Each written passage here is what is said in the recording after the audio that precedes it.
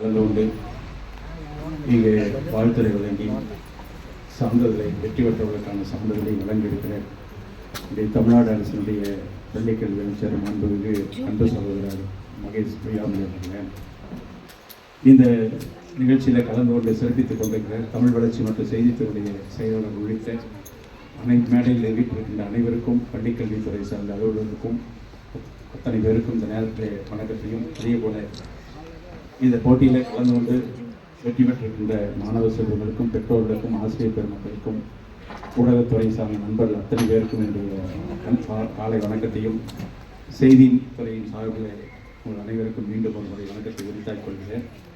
இங்கே இன்றைக்கு காலை 9 மணி அளவிலேயே இந்த நிகழ்ச்சி நகர்த்துவதாக திட்டமிடப்பட்டிருக்கிறது. மாண்புமிகு முதலமைச்சர் அவர்கள் நேற்று இரவு நம்முடைய வீரபாண்டிய கட்டபொம்மன் சிலைக்கு மாலை அணிவித்து நான் வருகிறேன் என்று தகவல் சொன்னார்கள். அந்த அடிப்படையில் அந்த நிகழ்ச்சி ஏற்பாடு செய்யப்பட்டிருக்கின்றேன். அதற்கு பிறகு எங்கள் இருவருக்குமே கேள்வி பதில் என்கிற வகையிலான கேள்வி சட்டமன்ற உறுப்பினர் கேட்ட கேள்விகள் இன்றைக்கு நிச்சயிக்கப்பட்ட நேரத்தில் அதையே கலந்து கொண்டு இன்றைக்கு அந்த சட்டமன்றம் நடந்து கொண்டிருக்கின்ற நேரத்தில் நான் முதலமைச்சருடைய அனுமதியோடு இங்கே வருகிறோம். காலதாமதம் நாங்கள் உங்களிடத்தில் வருத்தத்தை பதிவு செய்து கொள்கிறேன். முதல்ல இன்றைக்கு பல்வேறு போட்டிகளை இன்றைக்கு செய்தித்துறையின் சார்பில் நாம் நடத்தி கொண்டிருக்கிறோம். மாண்புமிகு முதல்வருடைய அரசின் சார்பு இன்றைக்கு பல நல்ல திட்டங்கள், அது குறிப்பாக பள்ளி குழந்தைகளுக்கான திட்டங்களை ஏறத்தாழ 7-8 திட்டங்கள் என்கிற வகையில் இன்றைக்கு செய்து கொண்டிருக்கிறார்கள். அதையெல்லாம் இன்னைக்கு விழிப்புணர்ச்சி ஏற்படுத்துகின்ற வகையில் இந்த போட்டிகளை நாம் நடத்தி கொண்டிருக்கிறோம். அந்த வகையில் இன்றைக்கு நம் பள்ளி நம் பெருமை என்கிற வகையிலான இந்த தலைப்பில் மட்டும் ஏறத்தாழ சுமார் 9,500 பேர் கலந்து கொண்டு சிறப்பித்திருக்கிறார்கள். இதில் என் பள்ளி என் பெருமை என்கிற தலைப்பில் மட்டும் இதில் 20 இன்றைக்கு வெற்றி பெற்றவர்கள் தேர்ந்தெடுக்கப்பட்டிருக்கிறார்கள். 70 பேர். இது அவர்கள் நீங்கள் மட்டுமல்ல, இதில் போட்டியில் கலந்து கொண்டவர்கள் வெற்றி பெற்றவர்களாகவே நாங்கள் கருதுகிறோம். இப்பொழுதுமே ஒரு அடையாளத்திற்காக உங்களை ஊக்கப்படுத்துகிற வகையில் இந்த சான்றிதழ் வழங்கப்படுகிறது, வேறொன்றும் இல்லை. அதே நேரத்தில் இன்றைக்கி அதில் தேர்வு ஆகவில்லை என்றாலும் அவர்களும் தொடர்ந்து முயற்சி செய்யலாம். இந்த போட்டியில் கலந்து கொண்டு வெற்றி பெறுவதற்கான முயற்சியில் ஈடுபட வேண்டும் என்று நேரத்தில் வேண்டுகோள் கடமைப்பட்டிருக்கின்றோம்.